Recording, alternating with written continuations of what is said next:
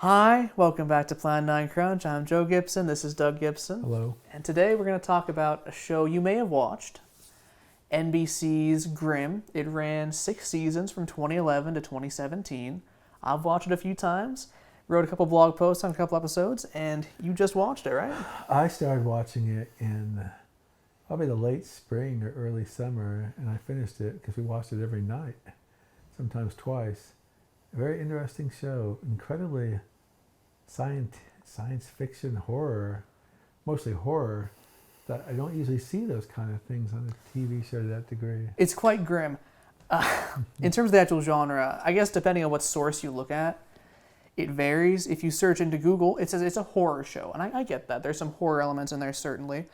Wikipedia calls it a police procedural, which it is in structure, but also an occult detective fiction, whereas for my own part, I would call it urban fantasy, which is the subcategory of fantasy where fantastical elements exist and blend with real-world settings. Yeah. You could maybe argue it is more paranormal romance, and that's essentially urban fantasy that focuses on the love aspects. You have more ideas than I do of it. I'm just amazed it was on a regular TV network. It almost seems like something that was made for streaming. Yeah, so the producers behind it also produced Buffy and Angel, and that's probably why the show was able to get a second season. There's excitement going in for these producers on previous shows. I think this is better than both Buffy and Angel. You haven't watched those yet, have you? Maybe one or two episodes. Maybe one or two episodes. Yeah. But it also is very different from those shows. So we want to encourage you to watch the show. We're going to spoil a fair bit here, but I'll give you some warnings to head out if you don't want any spoilers. If you want light spoilers for the first episode or so, spoilers for each season, and then onward. So, the pilot of this show is a very interesting pilot. Do you remember? Nick Burkhart is a cop, and he's living with a veterinarian named Juliet. And Hank is his African-American partner. And Sean Renard. Sean Renard. And Nick starts to see things that he can't account for. You want to talk about that? Yeah, so probably should have explained this before. It's called Grimm. It's about the Grimm fairy tales. Episode 1 is Little Red Riding Hood, but through this urban fantasy lens. And what Grimms are in this show is that they can see the fairy tale creatures. Mm-hmm. The show doesn't reveal what they're called for like the first half of the season, which is also very interesting because this show paces information very well. It doesn't contradict things, but you'll learn in season 3 how the things work that have been consistent in season 1. Like, you don't know how the fairy tale creatures can see what Nick is until season 3, but it's always consistent before that point. The show is very meticulous with a lot of things. That's true. Well, he's a Grimm. He's a Grimm. He can see the fairy tale creatures when they don't want to be seen. And the fairy tale creatures exist in modern society, but they kill people. And what a Grimm is within the world of this universe is sort of what a cop is. And you'll see that as he grows into becoming a Grimm, he'll use the same techniques he does as a cop. Yeah. To an extent, he'll profile, but more so he'll intimidate. Well, they're trying to find a missing girl who's been kidnapped in this episode. He'll intimidate the person until they show what they are, and then he proceeds, often being a helpful influence on the community, but still being the kind of gruff cop that we're used to in the thing. So yes, this episode is about, well, they find a young girl in red that has been murdered. But he also meets Monroe for the first time, who turns out to be his best friend, essentially. And he doesn't. And you can describe what happens because there's misunderstandings at the beginning, obviously. Season 1 is paced not through what is optimal to set up an overarching plot line, but what is optimal to set up the characters through this plot line. So arguably, the main draw of Season 1 is not the arc with the keys or, what's his name, Kimura, the guy who killed Nick's parents. That's barely even a part of this. What the season's about is Nick and Monroe coming together and making a partnership that will define the rest of the show. Mm-hmm. And more shows need to be like that. More character over plot. Anyway, Monroe is initially a false start here, because though he's not the first person, Nick sees. He's the first Blutbad Nick sees, and the guy they're looking for is a one of the Blutbad. creatures, yeah. The Postman is the villain of the first episode. A pedophile Blutbad that abducts these children and then kills them. Was he a pedophile? He had a bunch of little girl dresses in his closet and a bed for the little girls to stay just on. eating her in a non-sexual manner. Okay. I think it can be both. I think it can be implied as an undertone while not being like literally shown. It's TV-14. It's not NC-17. Yeah.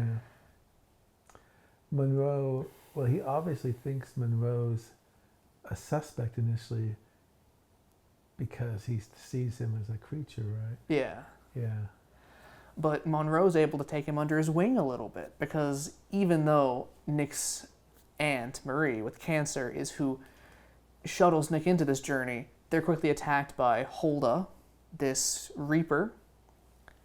The Reaper of the Grimms is an organization that is dedicated to taking out Grimms. They show up for a little bit and then just drop off the face of the earth. And so he needs to learn more of his information from Monroe, but he has a trailer full of stuff from Aunt Marie that he'll learn what it's all for over the course of season 1. Yeah, that trailer in some form tends to hang around. Now, what's very interesting is how we're introduced to Nick and how we're introduced to Hank as well. Hank is introduced talking about how he's had like 3 wives. Yeah. And Nick is introduced staring at a girl doing a woman doing a Sherlock scan of her, and it's not Juliet that is his girlfriend that he's looking at. It is Adeline. You know, he plays this off as saying that he's just analyzing her, that she's clearly in love with some older man and works a high-paying lawyer job or something, but he sees her transform into a witch. Shocking in the first scene. Adeline is a very important character in this show, arguably the deuteragonist of the entire show, because her subplots end up taking over the entire show, and also when Nick is at his most powerful, she'll be at her weakest, and vice versa. It's an interesting rivalry that starts with their very first scenes with each other. You're right. You're right. Sometimes you think Adeline's gone and she comes right back, and she's a major character. Now, the other people at the police precinct, as you mentioned, are Sergeant Drew Wu, but also Captain Sean Renard. And Sean Renard, who looks too successful and urbane to be a captain. But he has higher aspirations. Yeah. He seems to genuinely care about his men, and so it's a minor plot twist when it's revealed that he's ordering Adeline around. In fact, Adeline tries to kill Aunt Marie in the hospital, fails, and injects Nick with the thing. He gets knocked out, and then she goes into Sean Renard's car, and they talk about their plans for the Grimm. Ooh, ominous stuff. What is the name of those people again? Which people? Adeline and... Well, Renard's not quite her, but what is she? Oh, she is a Hexenbeast. Yeah, they're like elitists among those people. And then Sean was something similar to a Hexenbeast. Well, we'll get there in due time. I don't know if we can tell everybody in a half hour about this show. They've got to eventually start watching it themselves. You're right. We should pick up the pace a little bit. Episode 2 is like the Goldilocks episode. I wrote about this one as well. It puts the 3 bears story on its head. In the original story, it's 3 bachelor bears, and so it's called Bears Will Be Bears, and it's about masculine, but also these primal, historical, fairy tale rituals that involve killing people. And it's an examination of how some of these, Wesen is the word, as Monroe eventually reveals, fit into their culture. That's probably enough to say about episode 2. So season 1 as a whole, we see the development of Nick and Monroe alongside each other. They don't tell Hank in season 1. They don't tell Wu for a while. Well, as the show goes on, when these people find these things out, it's earth-shattering to them, all right? And that's part of how the world building... You have an issue with it, but the show explains how Wesen secrecy can occur, I think. You haven't seen what Wesen is yet. No, I said that Monroe reveals that's what the term is for the fairy tale creatures. Mm-hmm.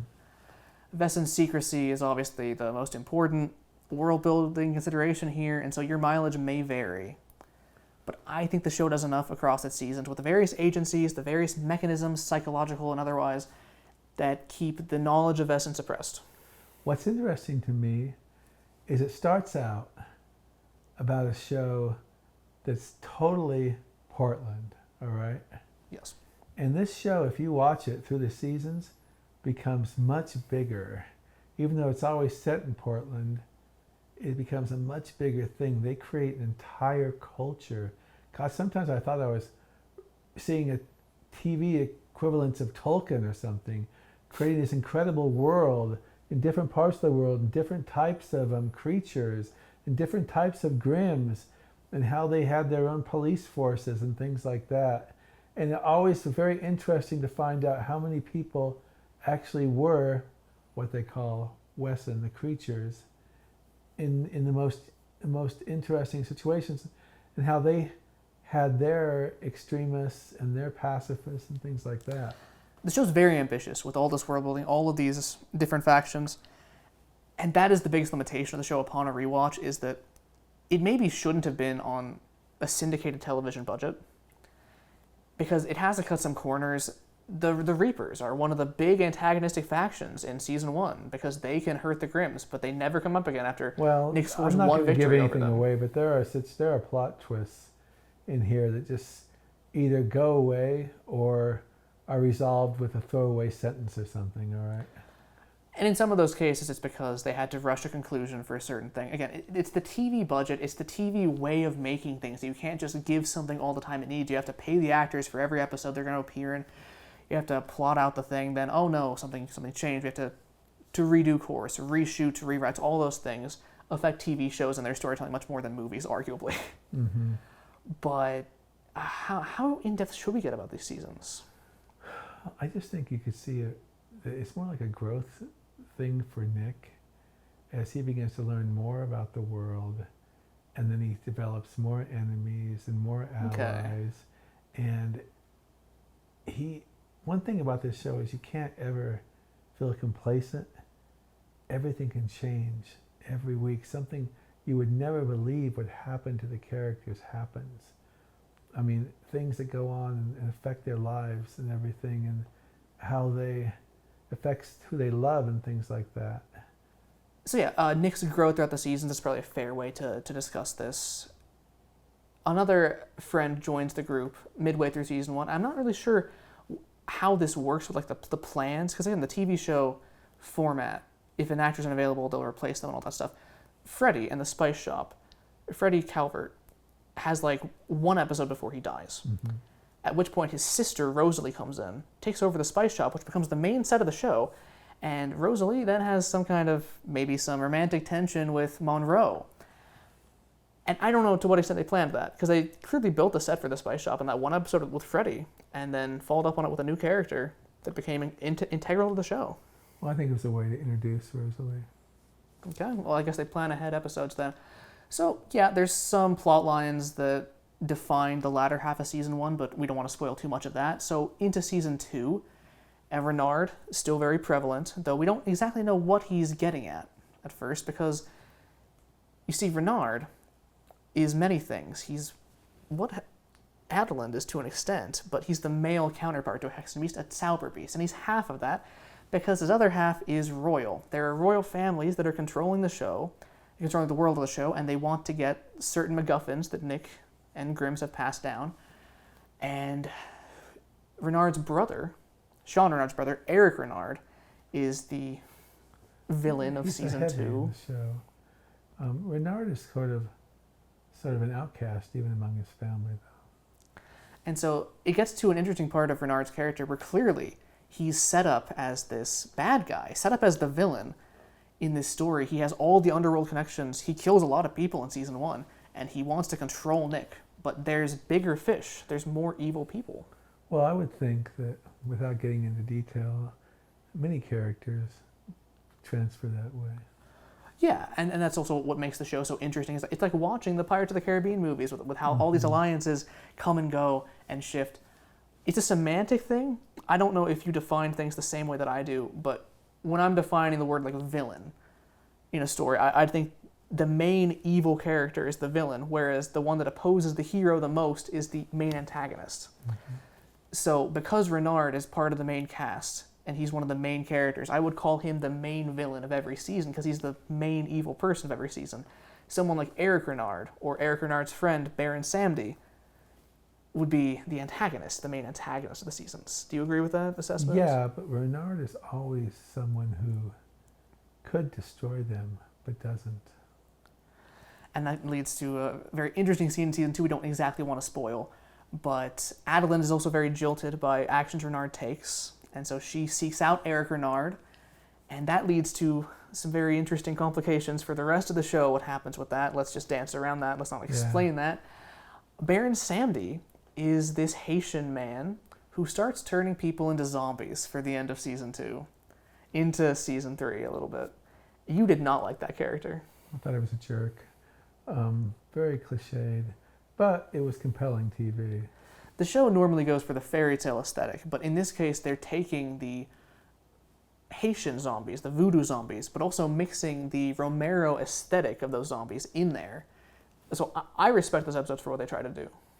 Well, it's definitely a mix. I mean, they're separate entities, Haitian zombies and Romero zombies.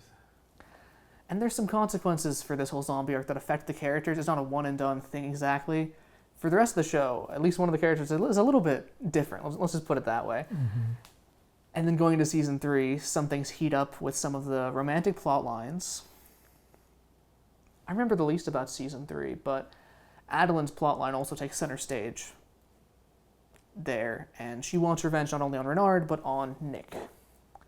Which takes us to a very interesting part at the end of season 3. Yeah, it does, you're right. Going into season 4, and then interesting consequences for season 4. And you mentioned that some dynamics, some expectations about the show can entirely flip. Season 4 is where that mostly happens, right? It starts to get crazy, the show. And I don't mean crazy in a bad way. It's just, you never know what you're going to see in the next episode. There's a very tragic undercurrent to season 4's storytelling that is very refreshing for standard television, I think. That also completely shakes up the status quo going into season 5, which introduces a new faction that I guess has been there the whole time. They somewhat foreshadowed it beforehand, but again, not with the intent of a book series or a movie series, because TV shows are hard to write. Mm-hmm. What do you think season 5 particularly? That nationalist group, that Nazi-like group. I wasn't going to spoil it, but yeah. They're neo-Nazis in season 5. Well, we don't have to. They're just somebody who... I saw parallels to Voldemort type people, in that one. Maybe I'm wrong. Because the Death Eaters were inspired by the Nazis. Yeah. Though, something that Harry Potter doesn't necessarily get the most into, it does enough to imply it, that the Slytherins become the Death Eaters because of reasons. This show actually takes time to show how young, innocent Vesson go down a pipeline to become these Black Claw there's an episode operatives. Where they sort of touch on that, you're right. And that's also why I think the world building is so important with the show in terms of how it portrays the Vesson secrecy in the world, because this is a major consequence of that. They're not allowed to be who they are in society, and that ends up manifesting as the ones that are more violent looking lash out and become more violent looking, but also malfeasant actors prey upon them for their own ends. But even that, and we're in season 5 now, right? Yeah. Even that doesn't turn out to be the climax of this series, okay? Oh, no. Yeah. Because... Remember, they're all looking, I don't know how much you want me to say, but they're all looking for those coins and everything, whatever they are, They're looking at the coins in season 1. Yeah, they're looking for things to find some great truth. The keys were across the entire show. That's what it's called. And the keys change hands a lot. But that's one of the first artifacts Nick gets on his journey from Aunt Marie, to protect this key, because it unlocks something, and there's a map on it to somewhere, but there's 7 keys, and he only has 1. The Royals have some nebulous amount that's specified but contradicted eventually. And we eventually find out what that key unlocks, and it is also a great thing that changes the trajectory of the entire show. It does, yes, it does. And that leads into the 6th season, which they had to cut short for whatever reason. We can speculate on it. I don't know exactly why, but it leads to this ultimate esoteric kind of confrontation with a big bad figure that, again, I don't want to spoil too much about. Yeah. But the villains of the week, the monsters of the week, have usually been Wesen, but La Llorona is a ghost with a very particular profile to her child abduction that is very necessary to understand. Volcanalis is some crackling black skull-like entity that has something to do with volcanoes. And Hexen beasts are technically not Wesen, they're just close enough. They have telekinesis and all the things a witch would have. They can read your mind as well. And this big bad, as esoteric and unexplained as he is, has aspects of all of those things that really ties the show together. He seems almost invincible. I would hazard the prognostication that the final episode of the show is one of the best finales I've ever seen because of how it meticulously reminds you of everything you like about the show. That's true. And how much you don't want to lose that. And then resolves the confrontation naturally. I wish there was a sequel to this. And apparently, I'm presuming they were trying to, but COVID sort of got in the way. They announced a spin-off about a female Grimm in 2017. The show ran from 2011 to 2017. But that got canceled eventually. There is a movie in production at Peacock. I think most of the cast is returning. Great, we'll have to get a 7-day preview of Peacock when it comes out. It could be a while, though. These things take a while. I mean, we're still waiting on Psych 4, right? Look, this show, to me, I couldn't wait to see the next episodes, all right? That's why I got through it in like 3 months, probably. And it's very satisfying. It reminds me of the craziness of some of these 40s films, although, of course, it's geared toward the 21st century. And it's also reminds me of those B movies in which the plots move so outlandishly from time to time and have these dramatic swings and everything, but everything mostly works out, sometimes despite what they go through. I wonder when I'm watching it how much they owes to the old movies.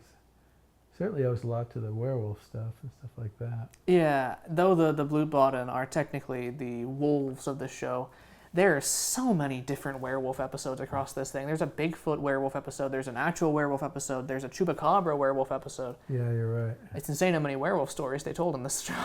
It's even a wrestling episode. And that's even like what old werewolf folklore would have been, where you put on the pelt of an animal. Yeah. Everything connects back to werewolves in one way or the other. Yeah, it's a crazy. And they have zombies. Did they ever have vampires on the show? I'd have to think about that for a second. I don't know. I don't think they had vampires on the show. Yeah, but it definitely owes itself to the creation of previous monsters in history, and also in film and stuff like that, and books. And it also focuses on people having to do research to find out what they can do. I mean, many times they're stumped. They don't know what. And they go back to those books that his aunt left him and everything, and it helps him so much. And that's also how the Grimm subtextually functions as the cop, because they're essentially reading police reports. And then essentially that's what he writes at the end of every episode, is the police report on what he just went through, but like the Wesen, the Grimm world police report. Also, he has to deal with the fact that the monsters are used to Grimm just killing them, And so there's always that fear and anger, but when the monster sees that he's a Grimm. Yeah. Well, but again, that's the thing. He's intimidating them to get a rise out of them, to then see what type of Wesen they are, see if they fit the wounds on the victim, and then he'll either help them or he'll threaten them further. Yeah, it's true. But he has to convince them sometimes he's on the good side for this. He's not trying to kill him. And it's even harder for him when it's not Wesen involved that he's it's not Wesen he's talking to in the case, but just there's one Wesen they're trying to catch and the rest are humans. How does he explain that to his partners and to the people involved in the investigation? I was thinking about guest stars on the show. I know Robert Patrick's in it for a few episodes. He was in Terminator, the second Terminator movie. Can't remember what it's called. Terminator 2, maybe. Who did he play in this one? He played one of the. He was a FBI agent who was a creature. They eventually kill him. I shouldn't say that, but you can cut that out if you want. I'm trying to remember. You don't know who. There's a lot of FBI characters. But he was the one that was that eventually Trouble killed. They're the one who killed... Wait, okay. We can cut this scene out. Go on. What was that really him? I didn't recognize him. I thought it was Robert Patrick. I thought I saw that in the thing. And also, I can't remember the guy who wrote most of the episodes played the ponytailed guy in I don't know if he wrote most of the episodes, but he wrote a lot of them. Yeah. Cobra Kai, but who's also in Karate Kid 3. Yeah. Main villain. Yeah. And Arnold Vosloo from the Mummy movies. Yeah, he's in those. He is a Manticore. Yeah, you're right. It's not a spoiler because the Manticore episode happens before him. He's the second Manticore. I guess that's a spoiler. But you watched this far in the video. What do you expect? Well, we haven't given away not much at all. I mean, there's so many surprises in this series that you have a hard time just keeping up. And the world as it's told in the story makes more sense the more time goes on, especially on a rewatch. The aspects introduced in season 6 for like Vess and healthcare make more sense in season 1 when there's other plot lines that foreshadow some aspects of that. Again, I don't want to spoil too much about this. I think it's a very good show that is sometimes limited by it being a television show on NBC. It's interesting to see how some Western are passive and some Western are overly aggressive and things like that. And some, you almost feel sorry for them. They became those types of Westerns because they can get pushed around pretty easily, stuff like that. Yeah. And I love to see Monroe and Rosalie, who are so laid back and everything, when they're in a position where they have to come out the way they are, Yeah. It shows different layers in their personalities. And Nick, you're surprised he can make it through the whole 6 years with surviving, but, there's always a threat to him. All these actors did very good in the show, and some of them went on to be in other things you may have seen. Hank's actor, Russell Hornsby, had a small role in Creed 2. Did he? I didn't know that. Yeah, I think he's like a... He's in some horror film called promoter. The Woman in the Yard, which I didn't watch so far yet. Did you want to mention about the marriage between two of them? Marriage between which two? In real life. Oh, you mean... Nick and Juliet are married, right? David Giuntoli and Elizabeth Tulloch. Yeah. They didn't meet on the show. I think they cast Tulloch and she recommended Giuntoli for the lead part. It could be backwards.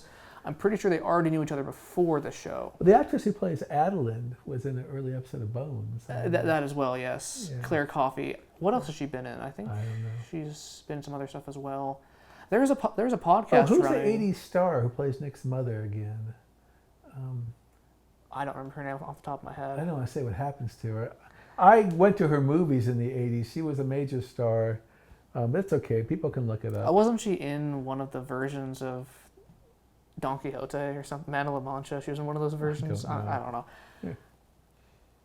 But she was in A movies in the '80s. A lot of actresses, have their 10 years or so where they're there. There was recently a podcast of some of the women that starred in the show, I think, talking about the episodes. I'm not sure if that's still running. Oh, you should put a link to that if we have it. Well, we're not going to be able to find a link to that. I'm not sure if it's on YouTube, maybe. I don't think it's on YouTube. I think it's on other podcast platforms. Well, it's a good show. We recommend it. We may not have done it justice here, but there's always more time to talk about it. 99% of the people that watch these, if they start watching this show, they'll get hooked on it. Yeah. And sometimes you got to let the show finish the arc it's going for before you get mad at it. Because it takes a lot of big swings. I'm immature. I get mad sometimes. I'm not talking about you. I'm just... There's a lot of discourse on the show that doesn't really understand the imagery it's going for. This show is on TV constantly. You can find it on streaming for free. You can watch it on independent channels on your cable thing that show them sometimes 5-6 episodes. I can't remember what it's called, but there's some network. It might be Cozy. Comet, yeah. Comet shows it every night for 3 or 4 or 5 episodes a night. There's also a box set of the entire show on DVD at most Walmarts I've been to. Mm-hmm. That's pretty easy to find. Yeah. So you have no excuse not to watch it now. I've said about everything I can, so I can let you wrap up if you want to. I've said all that I can say probably as well right now. But we're Plan 9 Crunch here. We have this YouTube page. Please like the video if you enjoyed it. Not going to force you. And subscribe if that's within your power. Also, we have a TikTok page and a Facebook page, Planet Crunch Podcast and Blog, where we post things from all these various sources, including the conventional blog, planetcrunch.com. Where you have 2 reviews of the first 2 episodes of, like you said, Grimm. We might put that in the description, maybe not. Give you some searching to do. And thank you all for watching. That's a wrap.